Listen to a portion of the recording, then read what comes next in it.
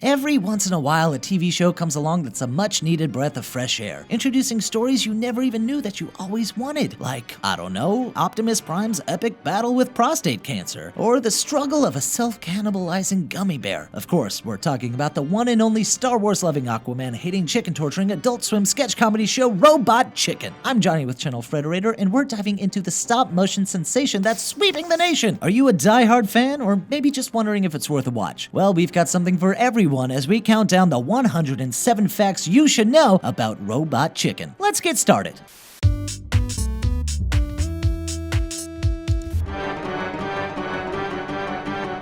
Number 1. Robot Chicken was created by Seth Green and Matt Senreich. The duo first met in the 90s when Senreich reached out to Green to do an interview for Toy Fair magazine. Number 2. This meeting came after Senreich learned that Green was a huge toy enthusiast who had created custom action figures for his fellow cast members on Buffy the Vampire Slayer. Senreich set up an interview with the actor, but it led to something much more than a story, a friendship. Aww. Number 3. The concept of using action figures for stop-motion animation came about in 1999 when Green was set to appear on Conan O'Brien and confided in Senreich that he really had nothing to talk about on the show. Green pitched Senreich the idea of taking a 12-inch Conan O'Brien action figure produced by Hasbro and having it star alongside an action figure of Seth Green's character from Austin Powers in a short stop-motion animation for the talk show. Through the collaborative efforts with Tom Root, who would go on to be a writer-producer and voice actor for the show, the short was made and became a hit with the Conan crowd. Number 4. The short caught the attention of Sony Pictures, who contacted the duo in 2000 to create a series of stop-motion animated shorts for an online video streaming platform Sony was trying to get off the ground. Something very similar to what YouTube would someday become. The result was Sweet J Presents, a stop-motion animated sketch comedy show. The show lasted for 12 episodes before Sony's digital platform was considered a failure. Number 5. If you haven't seen Sweet J Presents and are unable to find it, you're not missing out on much. Many of the sketches in Sweet J Presents were remade as sketches for Robot Chicken's first season. The ones that weren't are, according to the creators, not funny. Number 6. Before there was Robot Chicken, Senreich had a similar concept for a featured article he wrote called Twisted Migu Theater in Toy Fair magazine. The article featured still photographs of action figures in various poses with added word balloons and funny captions. Number 7. Green and Senreich can trace their love for nerd culture back to their local comic book store. For Green, it all started with a Fantastic Four book, while Matt was into the Avengers and Captain America. Good places for comic book fans to start. Number 8. Robot Chicken's creation can be linked to Family Guy creator Seth MacFarlane, who had a good relationship with Adult Swim after Family Guy was canceled and Fox had permitted Adult Swim to air the episodes. Green, who previously voiced Chris Griffin on the show, was told by MacFarlane to pitch Sweet J Presents to Adult Swim. With MacFarlane's help, Adult Swim bought the pitch. Number 9. Before that, some of the networks and shows that rejected Robot Chicken included Comedy Central, Mad TV, Saturday Night Live, and even Cartoon Network. Luckily, somebody at Cartoon Network passed the pitch along to Adult Swim around the same time that MacFarlane told Green to pitch the show to Adult Swim. Number 10. The original name for the show was Junk in the Trunk, but it was rejected when it was discovered that this was also the title of a popular pornography series at the time, which I assure you I've never seen. The crew went through many other names that were also rejected. Many of these names lived on as episode titles for season 1. Number 11. Speaking of weird names, the name Robot Chicken comes from a dish of the same name served at a Chinese restaurant in West Hollywood called Kung Pao Bistro. The dish consists of crispy chicken chunks coated in sweet and tangy sauce surrounded by broccoli. And to be honest, we're not really sure where the robot part of that comes in, but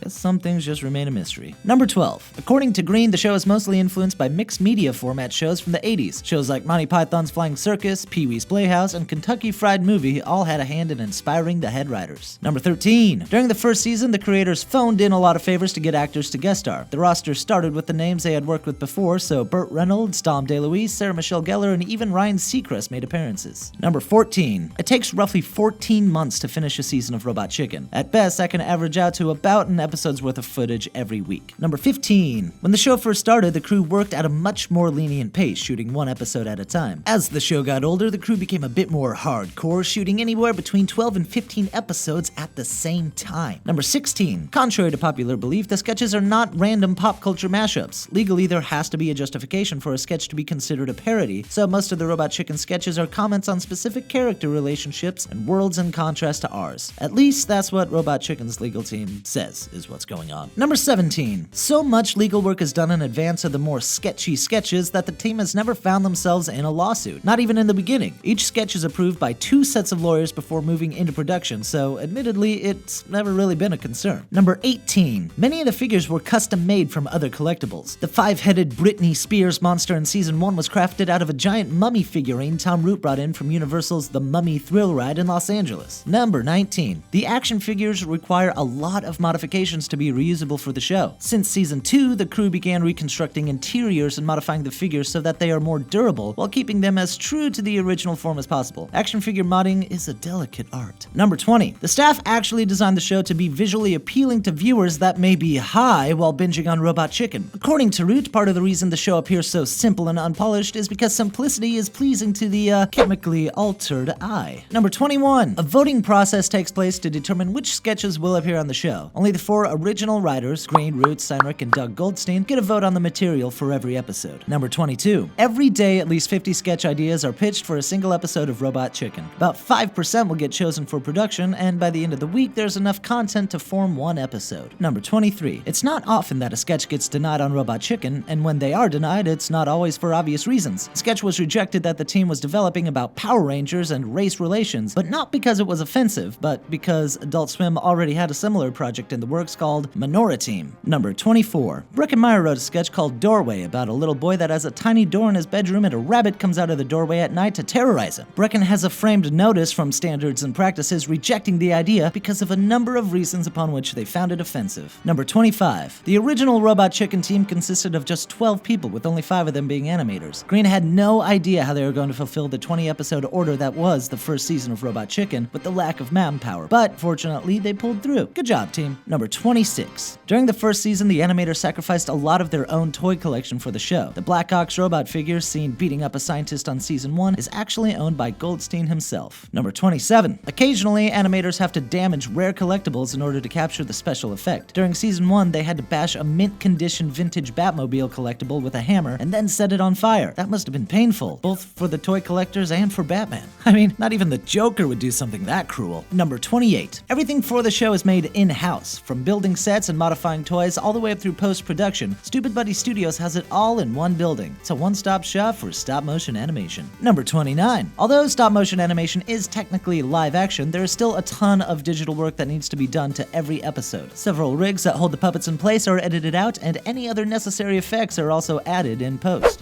Hey guys, what's up? I'm Lauren Mayhew, and we're just going to take a quick break from Robot Chicken Facts to let you know about a new music channel I'm hosting called Mic Drop. Now, if you love 107 Facts, you are going to love this channel because we'll have 107 facts on your favorite musicians and tons more. Check out our 107 facts about gorillas. Now, back to the facts. Number 30. Stop-motion animation requires several alternate versions of figures to show expression. Although their faces are digitally altered on this show, characters do have at least 6 different sets of hands made to animate every possible gesture. If you watch a lot of Robot Chicken, you know what gestures we're talking about. Number 31. Something even as short as a 45-second sketch can take weeks to film in stop motion. Depending on the scene, an animator can work all day and only capture a mere 6 seconds of footage. Number 32. The first season presented a major challenge on the production team that almost made it seem like the show wouldn't be able to make it for very long. They had around 240 storyboards for a single episode, and the workload overwhelmed the animators so much that it almost caused a revolt. Number 33. Do you want to learn how to create stop-motion animation professionally?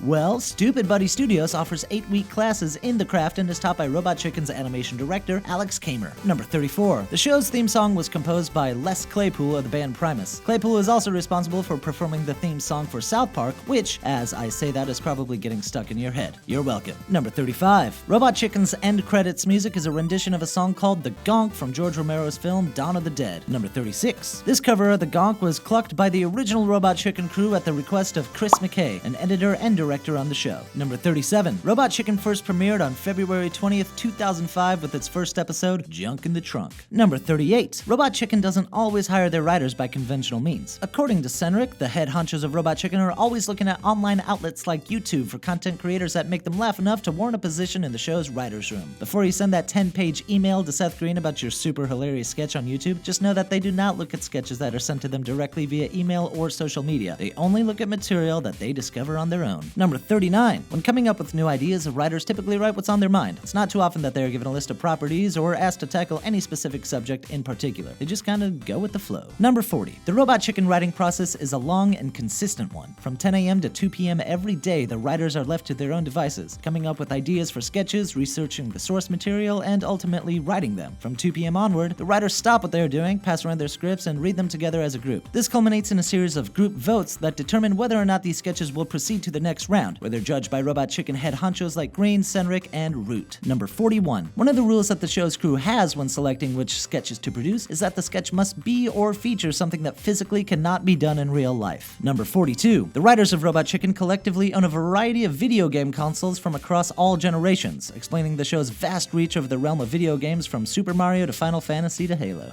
Number 43. Meyer is a prominent part of Robot Chicken, voicing well over 30 characters on the show and even contributing to the show's writing. His Robot Chicken resume boasts the likes of Boba Fett, Superman, Admiral Akbar, and Lindsay Lohan. Number 44. The show's Lindsay Lohan sketches are mainly based on Meyer's personal experiences working with the actress, albeit exaggerated.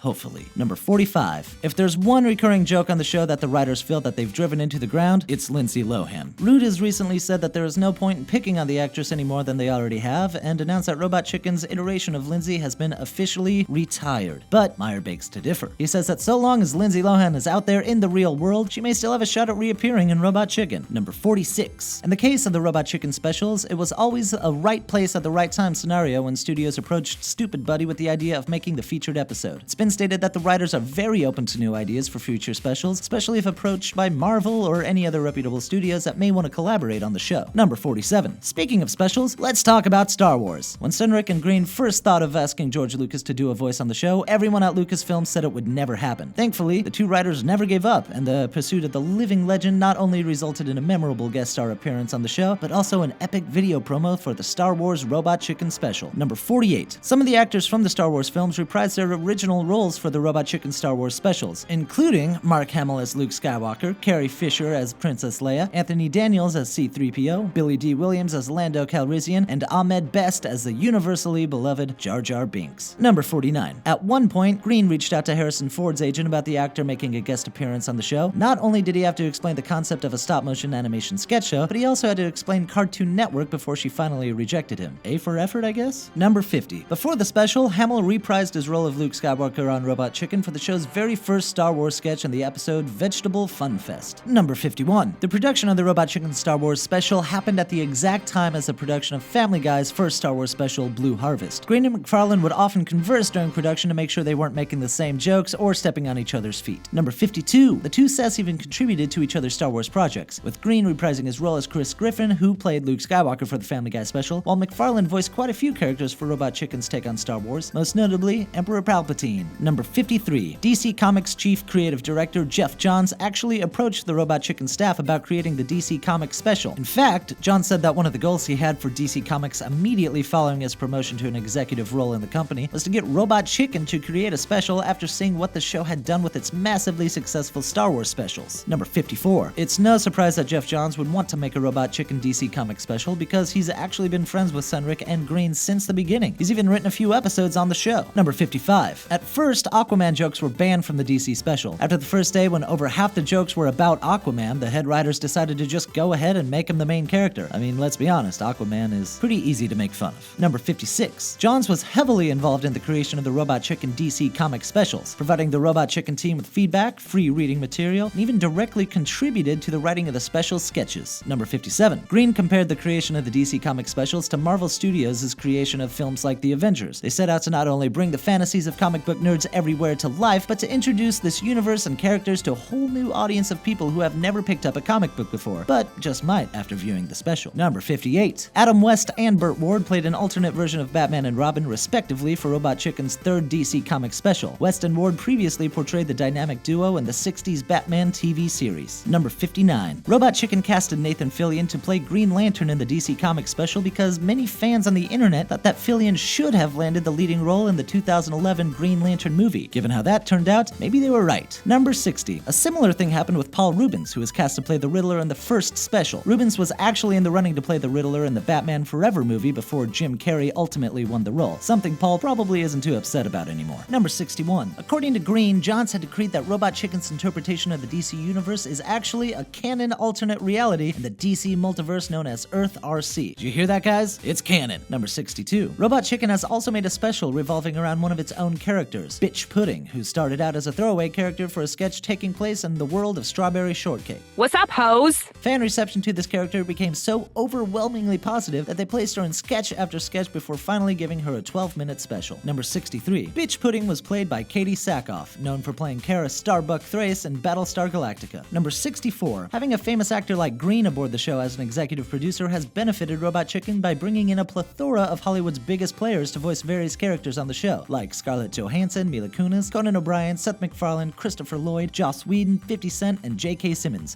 just to name a few. Number 65. Just about every celebrity voice actor that comes aboard the show usually voices up to 3 characters for the episode in which they appear. Number 66. It usually takes Robot Chicken's special guest voice actors below 15 minutes to complete their performances for the show. Number 67. The credits of every episode always include Mila Kunis and Sarah Michelle Gellar, even if they weren't involved with the episode at all. That was part of a bet Green had with both actresses. If he ever got a show on the air, he would credit them in every episode. Number 68. The Iron Sheik meets Lawrence of Arabia sketch was written as a bet. Green placed $10 on the board for anyone who could successfully write a sketch involving the character, which was later voiced by the real Iron Sheik himself. Number 69. In 2012, Senreich and Green's original production company, Stupid Monkey LLC, merged with John Havertine and Eric Towner's Buddy System Studios, and Stupid Buddy Studios was born. Number 70. Stupid Buddy Studios has a Winnebago they converted into a conference room. Before the two production companies merged, it served as the main office for Buddy System Studios, but now it serves as an indoor campsite/conference room. Number 71. The episode titles for Season 2 are the names of rejected sketches that the writing staff thought weren't funny enough as sketches, but hilarious as titles. Examples include Federated Resources, Blankets in a Pig, and Suck It. Number 72. The name of the episode, Werewolves vs. Unicorns, was a result of the writers trying to incorporate a sketch into the show where, surprise, werewolves and unicorns fought to the death, which Senreich and Green didn't find funny and rejected. This motivated the writers to bombard them with sketches featuring an element of werewolves fighting unicorns until one of them was accepted. This effort proved fruitless. The creators rejected every single pitch thrown their way. The inside joke was killed off when things began to get unproductive and Green threatened to fire the writing staff if one more sketch was written about werewolves and unicorns. They compromised with the writers by naming an episode after this persistent theme. Number 73. You already know that every toy used in the show is modified to some degree in order to be made stop-motion friendly, but there's another heartbreaking piece of information to this. It also means that the toy will be rendered completely destroyed and devoid of all collectible value by the end of the animation process.